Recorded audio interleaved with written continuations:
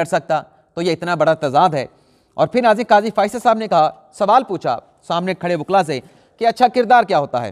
اچھے کردار والا تو قاضی فیصل صاحب نے کہا کہ اسراف نہیں کرتا, فضول خرچی نہیں کرتا, فضول چیزوں کو ضائع نہیں کرتا. قاضی فیصل صاحب نے کہا کہ آپ نماز کے لیے وضو کرنے کے لیے جائیں اور جا کے وہاں پہ آپ پانی ضائع کر دیں وضو کرتے ہوئے, تو پھر کہا اس اسراف کے اوپر اس شخص کو آپ نااہل کریں گے.